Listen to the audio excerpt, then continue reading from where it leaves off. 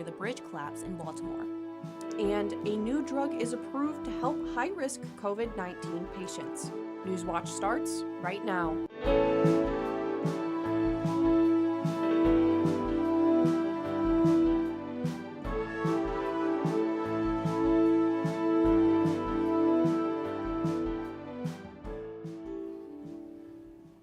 You are currently looking at a live view outside in Nelsonville. And it's been a very rainy and muggy day today, but hopefully everyone is doing their best to stay dry.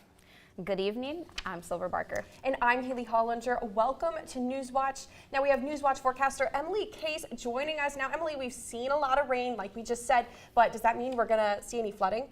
No, we do not currently have a flood watch or a flood warning. Now, we have been seeing a lot of rain, but we're going to start after tonight. It's going to start clearing out of our area, so nothing to be too concerned about.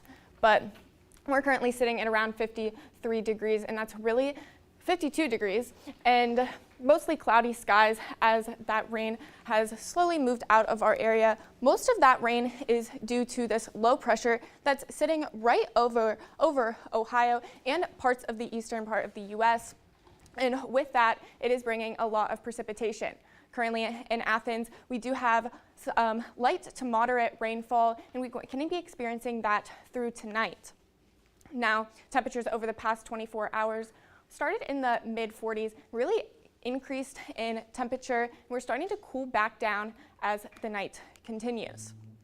We do have this special weather statement for central and northwest Ohio, and that's just an increase in severe storms. We can't really anticipate that for us here in Athens, so nothing to be too concerned about. Tonight though, 43 for that overnight low, as well as a 30% chance of showers. Back to you, Haley.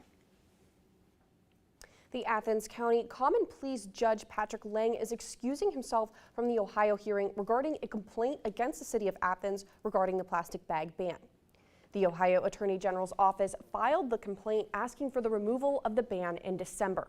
The state names Law Director Lisa Elizon and Service Safety Director Andy Stone as defendants, who both worked closely with Judge Lang in the past. The city of Athens has asked the Athens County Common Pleas Court to dismiss the complaint. The city of Canton is the latest community in Ohio to temporarily ban dollar stores from setting up shop. Cleveland, Akron, and Brunswick have all passed restrictions against dollar stores in the last 5 years. They argue the stores drive out local grocers and make it harder to access fresh food. Family Dollar and Dollar Tree say they're good for local economies, and the restrictions do more harm than good. Canton's temporary ban will last until next year, giving officials time to come up with a permanent plan. The state of Ohio is seeking to stop a Pennsylvania oil and gas company from storing excess drilling waste in Belmont County. The Ohio Attorney General's office is asking for a temporary restraining order against Austin Master Services. In court documents, the AG's office says the company is storing excessive amounts of dangerous waste materials at its site in Martins Ferry. It says the volumes exceed those allowed under the company's permit. Attorney General Dave Yost says Austin Master Services' negligence is threatening Ohio communities and natural resources. His office is asking the company to properly remove the waste at its site and comply with its permit. A lawsuit is alleging a Campbell's Soup facility in Napoleon, Ohio has violated the Clean Water Act over 5,000 times. The suit filed by nonprofits Environment Ohio and Lake Erie Waterkeeper matches with a similar lawsuit filed by the Department of Justice. Reporting from Napoleon, Ohio, WTVG's Carly Pietris reports. According to this lawsuit, recently filed by nonprofits Environment Ohio and Lake Erie Waterkeeper, this Campbell's facility didn't violate the Clean Water Act just once or twice, but more than 5,000 times. A similar lawsuit also recently filed by the Department of Justice. Both parties are asking the court to force Campbell's to upgrade the plant's wastewater treatment facility and to fine them for thousands of violations. According to the suit, that could be more than $64,000 per day. We all want the same thing, which is clean water for Lake Erie and the Maumee River. John Rumpler with Environment Ohio says the violations were discovered when researchers were trying to figure out the main sources causing toxic algal blooms on the Maumee River. We started looking at which facilities discharge phosphorus, nitrogen, etc., into the Maumee River. And as it turns out, the Campbell's facility is one of the largest industrial dischargers of phosphorus in the Maumee River basin. And the Maumee River here feeds directly into Lake Erie, which is about 40 miles northeast from where I'm standing. The river sits right across the street from the Campbell's facility in Napoleon. A spokesperson with Campbell's tells us, "We take this matter very seriously. We will continue to take immediate action to address this and have capital investments planned to resolve this issue permanently. We will continue to work with regulators and other stakeholders to improve our operations and comply with all environmental regulations." Rumpler says they're having positive conversations with the company. It's not as if we've singled out Campbell's as the only company that we're asking to do its fair share. So what does this mean for you? According to the National Environmental Law Center, this part of the river, made for things like wildlife, swimming, and canoeing, isn't safe to use right now. Now, there's no date yet for this lawsuit, and it could depend on Campbell's willingness for change. A new report from the state auditor's office is showing more than 124,000 people enrolled in Ohio's Medicaid program have been simultaneously receiving benefits from programs in other states. The report says the potential financial impact to Ohio is over $200 million. It also found over a 4-year period, Ohio paid over $1 billion to manage care organizations providing services for citizens enrolled in multiple Medicaid programs. The office is recommending improved address change detection and other tracking to prevent duplicate benefit payments in the future. 1 million fentanyl test strips are being distributed throughout Ohio as part of the initiative to combat the ongoing opioid crisis. This landmark distribution was announced today by Governor Mike DeWine and is part of Ohio's broader initiative to provide access to the drug naloxone. Naloxone can be administered during an opioid overdose and blocks the effects on the brain and restores breathing. The test strips allow users to test substances for the presence of fentanyl and will hopefully contribute to reducing overdose fatalities.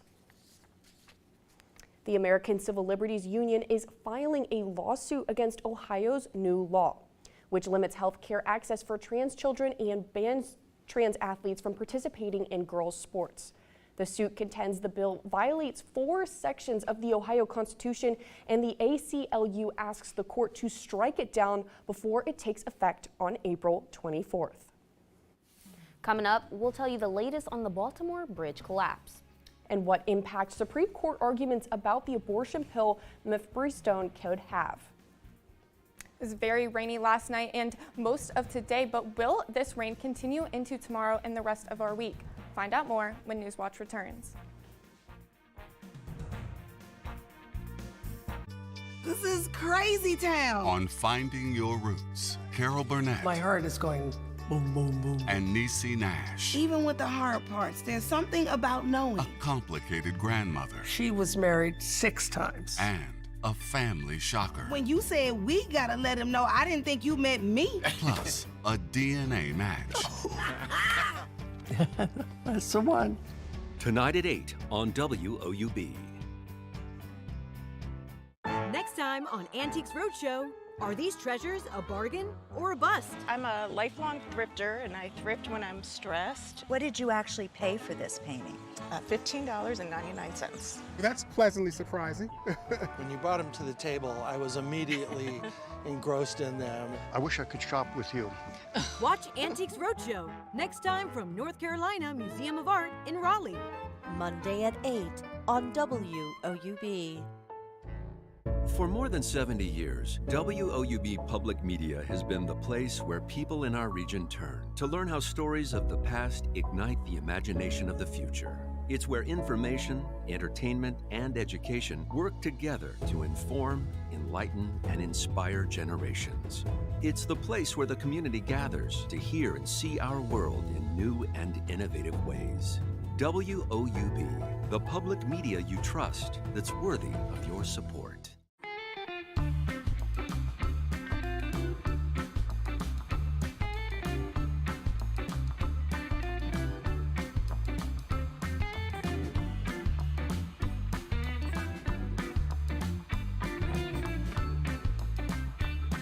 If you don't drive it, donate it and support something you use every day.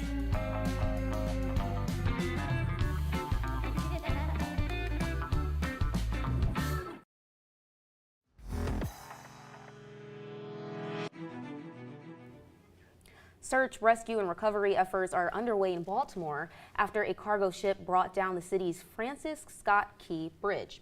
Yeah, and officials say at least 8 people and multiple vehicles were actually on the bridge when it fell into the Patapsco River. 2 were saved from the water, and then at least 6 remain unaccounted for. You're now taking a look at the scene, where the bridge collapsed. The bridge sees about 30,000 motorists a day. Michael Yoshida is in Baltimore, where investigators are piecing together how and why the ship may have veered off course. To hear the words that the Key Bridge has collapsed, it's shocking and heartbreaking. The sight of a massive cargo ship twisted in the remains of this major Baltimore travel artery surreal. Local, state, and federal emergency response teams have been working the scene by air, by boat, and using dive teams, looking for vehicles and any victims. For now, preliminary findings point to an accident, say investigators. There is no specific or credible information to suggest that there are ties to terrorism in this incident. A mayday call from the ship's crew just before 1:30 a.m. Eastern Time gave officials critical minutes to warn motorists heading towards the bridge. Many of the vehicles were stopped before they got onto the bridge, which saved lives in a very, very heroic way. Initial reports from the Coast Guard indicate that a harbor pilot and assistant were on board. Maritime and Port Authority officials in Singapore, where the cargo ship is registered, confirmed that the vessel, Dolly, temporarily lost propulsion and dropped anchor as an emergency measure prior to the crash. The vessel's lights were seen flickering, then going out completely before it hit one of the bridge's key support pillars. While assessing the human toll remains the priority for response agencies, there's also a devastating impact to the region's economy. We're one of 4 deep water ports that can handle the larger Panamax ships. We have a cruise terminal. So, getting through this is going to be really hard. In Baltimore, I'm Michael Yoshida reporting. The National Transportation Safety Board says it will be retrieving the data recorder from the ship within the next 24 hours. The vessel Dally is owned by Grace Ocean and operated by Synergy Group. The company says all 22 crew members are safe and accounted for. During an event in California today, presidential candidate Robert F. Kennedy Jr. announced his vice presidential running mate. He selected Nicole Shanahan, a 38-year-old attorney and entrepreneur. Prior to this announcement, Kennedy's campaign revealed some of the other names considered. The short list considered NFL quarterback Aaron Rodgers and former Minnesota Governor Jesse Ventura. According to data provided by the campaign, there are 23 states where Kennedy can begin collecting signatures for ballot access petitions now that he's named a vice presidential nominee. The Supreme Court is hearing arguments in a case on the most common type of U.S. abortion, the morning after pill. Now, a lawsuit is challenging the FDA's power to make it easier to get the drug mifepristone. Amy Kiley reports on how this ruling could have significant impact on abortion access.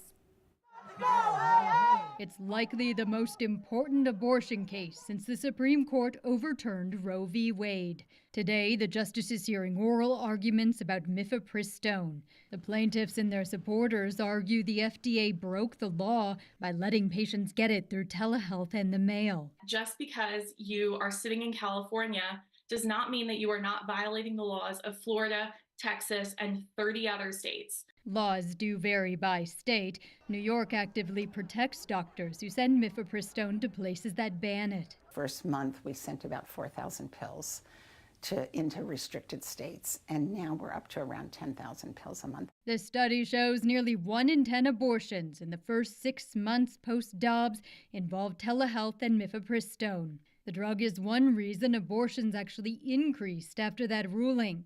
Pills now account for almost 2/3 of U.S. abortions. Providers say buried in those statistics are stories of people who want to give birth but suffer health complications. They argue obstacles to abortion put them at risk. Those delays are really scary for an OBGYN.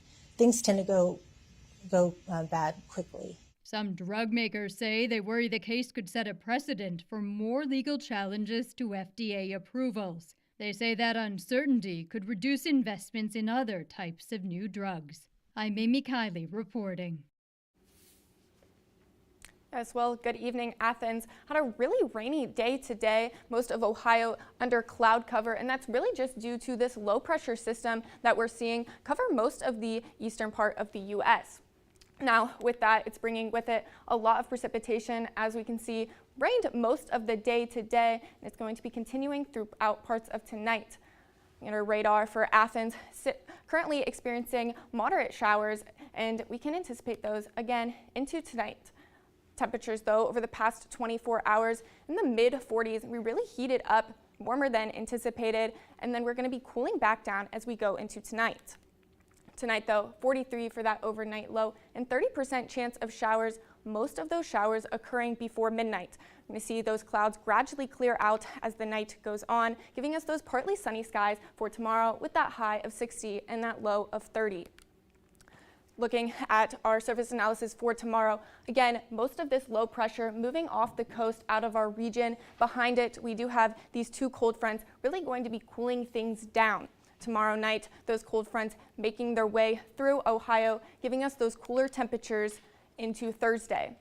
Now, behind that, we do have this high pressure system. It's going to be giving us some sunny skies, nice break from this rain.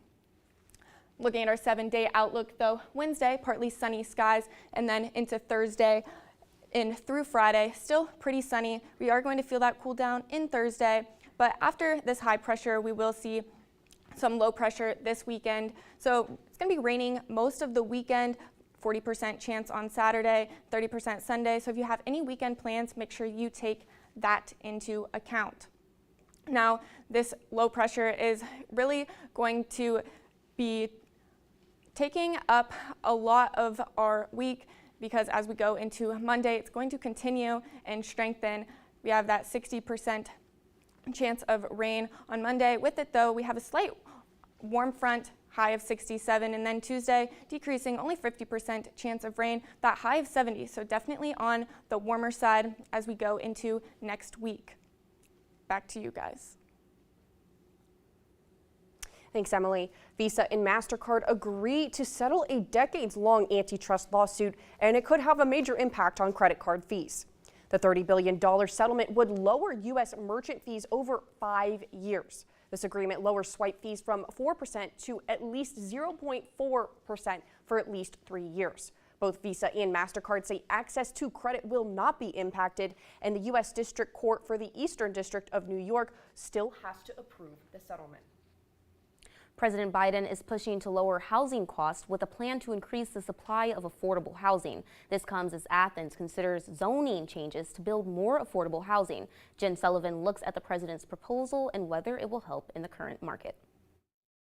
Housing prices continue to rise. The National Association of Realtors released their February numbers last week, which showed median home sale prices are at $384,500. That's 5.7% higher than this time last year. It's the 8th month in a row prices have gone up, and the price hikes are in all 4 regions of the U.S. It's something President Joe Biden wants to change. Too many people that dream of having a good home, it still feels out of reach. I get it. Experts say prices will likely remain high for now. I don't think there will be any meaningful decline in home prices in many parts of the country. It's not just high sticker prices making homes expensive.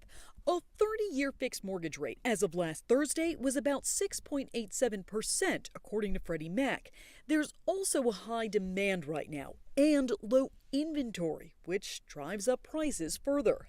To help with those costs, Biden wants to give Americans an annual tax credit of $400 a month for the next 2 years to go toward their mortgage. He also wants to encourage more building so buyers and renters have more options. But some experts say the cost of land to build is still high. It's not that the house is not affordable, it's that the land has very volatile economic cycle. For Consumer Watch, I'm Jen Sullivan. Next, what to know about a new COVID-19 drug for high-risk individuals. And for the latest from Newswatch, follow us on Instagram, X formerly known as Twitter, and YouTube.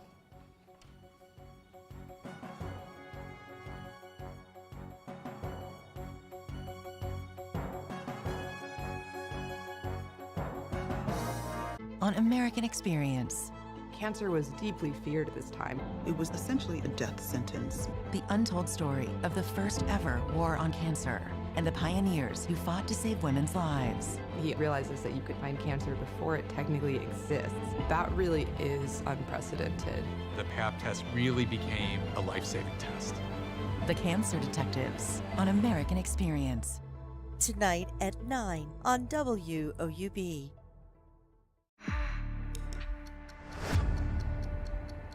Times are changing.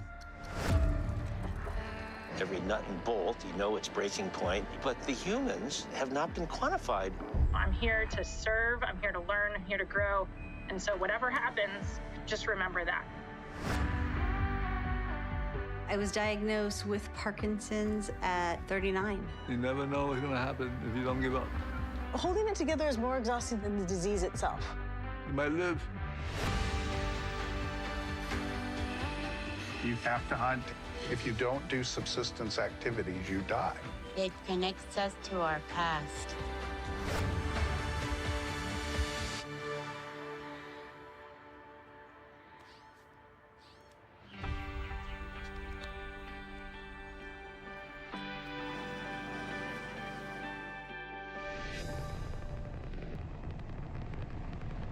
Politics is an argument about the future. Daniel Patrick Moynihan was a diplomat, a politician, and a U.S. senator whose influence over the 20th century is still felt today. Things are not getting better for everybody. The war on poverty was planned over spaghetti dinners at the Moynihans.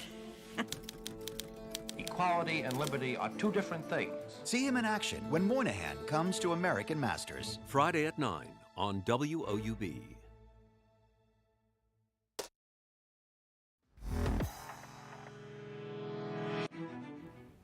The U.S. Food and Drug Administration is granting emergency authorization for a drug to help keep high-risk patients from getting COVID-19. PEMGARDA is an antibody infusion for people aged 12 and older, and the drug is given as an infusion in doctors' offices and other healthcare settings.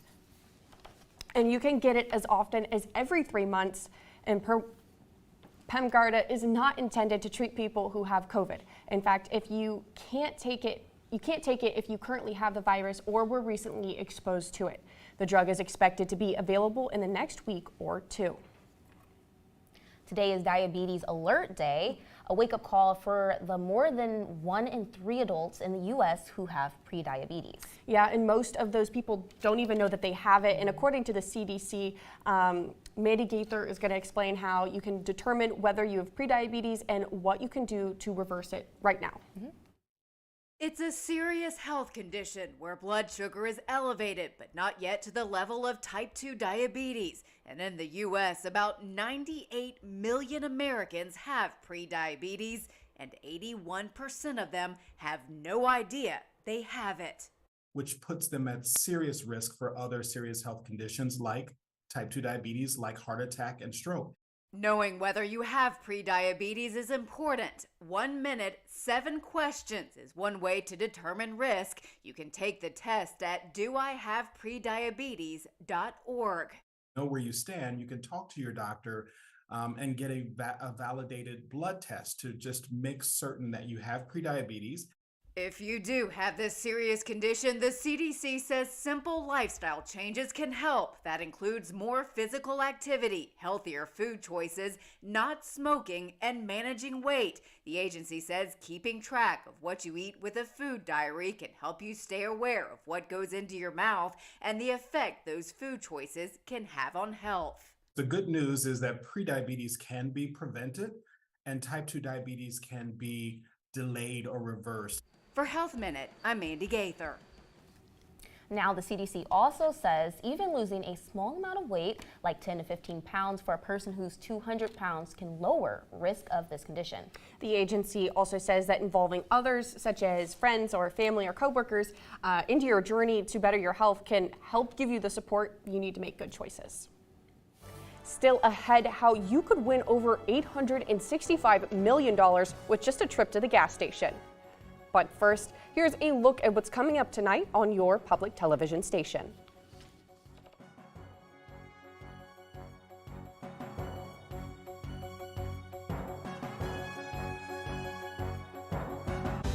Your timing is absolutely perfect. Okay, my heart's beating through my chest. It's a fresh start for all of us. When mothers come to us, they bring everything they are with them. It's what I love doing. Now is our chance to be big. Do you think you can do it? Watch me. This is probably crazy. If I could be with anyone in the world, it would be with you. Sunday on WOUB. A powerful new technology. Artificial intelligence. The possibilities seem endless. With AI, drugs can be cheaper.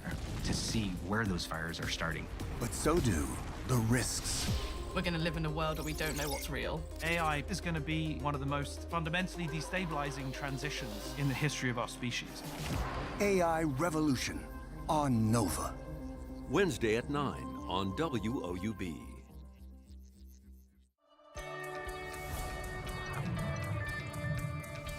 The way humans make sense of the world is through stories. We've got to go ahead and start training to go to Mars. And liftoff. We pay tribute to all who serve and who have served. Civilization is precious. Life is precious. Artists here are making a difference. I'm trying to seek redemption.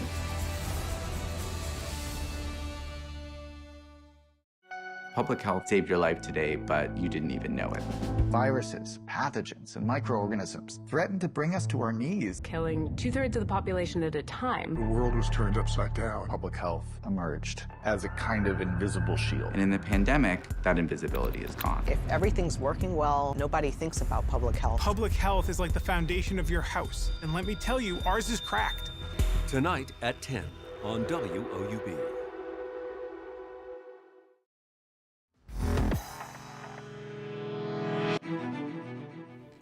Finally, tonight, the Powerball jackpot continues to grow. That's because there was no grand prize winner in the Powerball drawing last night. According to the lottery's website, 2 players, one in New York and one in Florida, won $1 million each. The next Powerball drawing is tomorrow, and it's now estimated to be $865 million. If the grand prize is won, it would be the 5th largest in the game's history. A winner would have the option of receiving the $865 million in annual payments or a lump sum payment of $416.1 million, both before taxes. And what would you guys do if you won all that money? That's a lot of money. I think I would invest some, and then I'd also donate some. Okay. What about you? Yeah, that is so smart. I'd probably do the same, but also pay off the college tuition. Yeah, I like that. Yeah, I like that. I like that. Me too. Obviously that too. Absolutely. Well, let's go ahead and take one look at final weather, right? Yeah. So we had that 90% chance of expected showers, and we did reach that. Rained most of the day, and it's going to be continuing on and off through tonight. Have that high of 54 and that low of 43. Now, most of this rain that we have been seeing is due to this low pressure system that's sitting over Ohio and parts of the eastern U.S. Now, this is giving us a lot of rain, but just temperatures over the past 24 hours. A little bit cooler. We definitely heated up into the 50s, and then I think we even reached around 70 degrees, but we're going to be cooling back down into tonight. We do have a little bit of precipitation right now that, again, is going to be continuing into tonight.